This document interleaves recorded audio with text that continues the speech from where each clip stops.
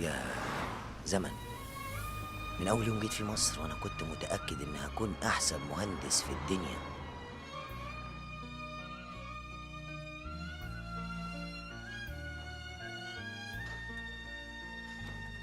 وفي يوم وأنا بذاكر مع كريم في البلكونة شفتك يا مها، قلبت حالي.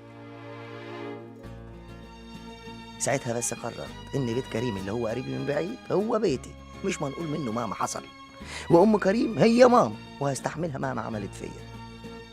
ولما كنت بحاول انساكي مع اي بنت من اللي بذاكر لهم ما كنتش بعرف.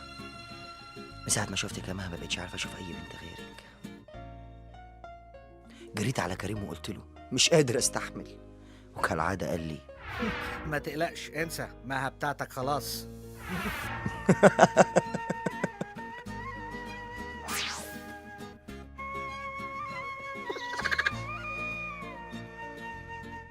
بصراحه لولا الواد كريم ما كنتش هعرف اوصل لحاجه. ان جيت الحق هو اللي ساعدني. تعبت امي يا شيخه، كنت بذاكر مواد سنه تانية كلها وانا في تالتة، كل ده بحجه اني اقعد معاكي واذاكر لك.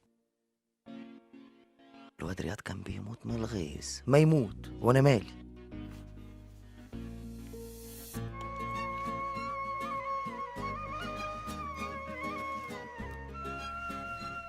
بحب. اخيرا قلتيها يا مها بعد سنه يا مفتريه. بعشق امك. حلو حلو. المشروع ده جميل جدا. مش كويس. مش كويس.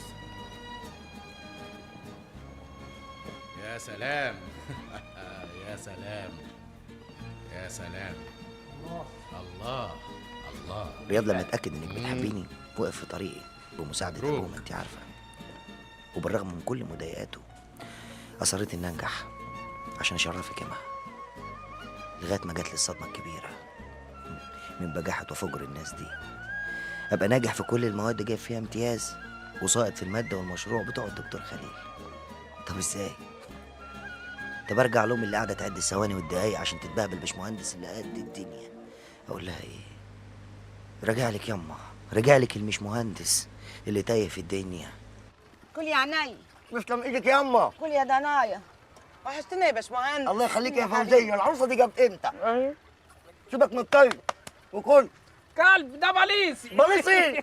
لا طالما بليصي يبقى اتكلم. جبت لك قميص انما ايه وبليصي برضو قميص ايه؟ ده لو لبسوا الكلب قايمه ونضاره لا هيسلى كلمه كش ولا البيات في الخراره. حبيبي على بنتك ياما. كل مش عليك ده عكاد. ازيك يا حبيبي؟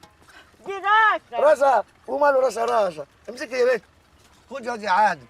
امال فين بيت عيالك يا فوزيه؟ عند الترع. عند الترعه. هجيب لك نضاره بليصي وادي دي للكلب برضو برضه. ده خابط.